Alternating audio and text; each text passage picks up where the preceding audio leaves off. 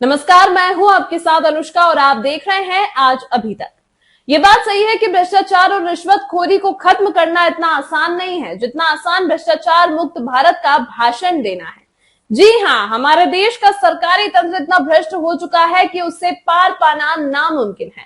भ्रष्टाचारी राक्षसों की संख्या इतनी ज्यादा है कि ईमानदार लोगों की गिनती उंगलियों पर गिनी जा सकती है। इस बात में कोई दो राय नहीं है कि केंद्र सरकार ने मोदी के भ्रष्टाचार मुक्त भारत अभियान को सफल बनाने के हर संभव प्रयास कर रही है। केंद्र की मोदी सरकार की तर्ज पर अब चूंकि मध्य प्रदेश में भी मोदी की गारंटी की मोहन सरकार ने भी भ्रष्टाचार पर अंकुश लगाने का काम शुरू कर दिया है। विशेष तौर पर गरीब जनता के प्रति सरकारी महकमों और अधिकारियों की अनदेखी मोहन सरकार किसी हाल में बर्दाश्त नहीं कर रही है। परंतु भ्रष्टाचारी लोगों की चमड़ी इतनी मोटी होती है कि इन पर किसी सख्ती का कोई असर नहीं होता। ऐसा ही कुछ प्रदेश के प्रधान सेवक के गृह नगर में भी देखने को मिल रहा है। जी बिल्कुल सही सुना, माननीय उच्च न्यायालय और उज्जैन प्रशासन के कड़े आदेशों जिसमें महाकाल मंदिर क्षेत्र में 500 मीटर के दायरे में किसी भी प्रकार का नया निर्माण नहीं किया जा सकता, उसके बावजूद निगम अधिकारियों से सांठ गांठ कर धड़ल्ले से खुलेआम ताक पर रखकर ठीक महाकाल चौराहे पर होटल नेहा पैलेस और होटल नेहा पैलेस का निर्माण कार्य पूर्ण रूप से प्रगति पर है।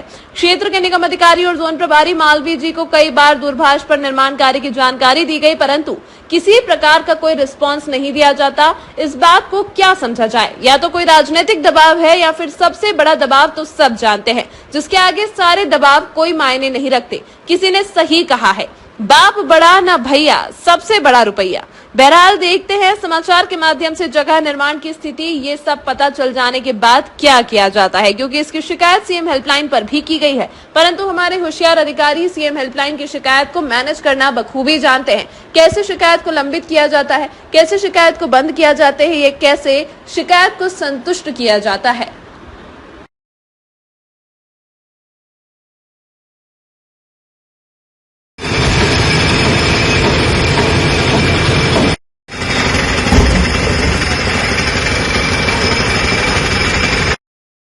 आप सभी स्टूडेंट्स को जानकारी के लिए बता दूं कि आईबीएस कोचिंग इंस्टीट्यूट उज्जैन में रेलवे एग्जाम की संपूर्ण तैयारी के लिए न्यू क्लासेस प्रारंभ हो चुकी है, जिसमें आपको मैथ्स, रीजनिंग, जनरल साइंस और जनरल अवेयरनेस की रेगुलर क्लासेस मिलेगी। साथ ही बता दूं, मैथ्स के लिए स्पेशल कॉन्सेप्ट वाली क्लासेस की सुविधा भी है, जिससे आप अपने सारे कॉन्सेप्ट बड़ी आसानी से क्लियर कर सकते हो। देखिए दोस्तों, एग्जाम में आए डिस्काउंट के इन सवालों को आप एलिगेशन मेथड से विद इन सेकेंड में कैसे कर सकते हो। एलिगेशन मेथड के अकॉर्डिंग यदि आप एलिगेशन डिस्काउंट पे लगाते हो तो आपको रेशो किसका मिलता है? एमआरपी का। क्वेश्चन का कहता है कि एक विक्रेता ने 2 घड़ी 8% और 15% डिस्काउंट पर बेचता है। यदि उसने दोनों घड़ी पर कुल 12% का डिस्काउंट दिया है तो इन दोनों घड़ी के अंकित मूल्य का क्या पूछ रहा है? अंतर। तो एलिगेशन के अकॉर्डिंग क्या करते हैं? क्रॉस में माइनस करते हैं। तो 12 में से 8 गया तो 4 और 15 में से 12 गया तो 3। तो आपके अकॉर्डिंग इनके एमआरपी का रेशो कितना आया? 3:4। और इनका यदि डिफरेंस देखे तो कितना आ रहा है? 1। क्लियर है? अब आप देखिए कि आपके हिसाब से इनका एमआरपी कितना है? 7, लेकिन अकॉर्डिंग टू द क्वेश्चन इनकी एमआरपी कितनी है? 2100। तो यहां से 1 की वैल्यू निकालोगे तो कितना आएगा? 300। और 1 क्या है? इनके अंकित मूल्य का अंतर। तो आपका आंसर कितना आ जाएगा दोस्तों? 300। Option number B. Okay,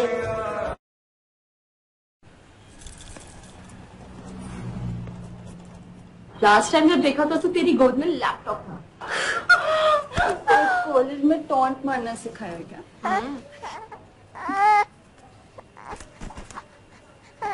boss हटाए से सीधे पैसिफायर पे आ गई। अक्का, don't you miss your job? No डा, I am liking my new job. पैसे भी बहुत अच्छे हैं। कौन दे रहा है सैलरी? वो खड़ू सीईओ? नहीं, देश का सीईओ। थोड़ा न्यूज देखा कर, मोदी ने 6 महीने की पेड मैटरनिटी लीव कर दी है, तो प्रमोशन भी मिलेगा। करियर से समझौता नहीं करना है इंडिया को, इसीलिए पहला वोट मोदी को। मूल्यवान तो सोने की लंका भी थी, लेकिन अगर बात किसी की स्वतंत्रता की हो तो रावण का राज हो या ब्रिटिश राज, दहन तो होके रहेगा। तमाम महत्वपूर्ण खबरों के लिए देखते रहिए आज अभी तक।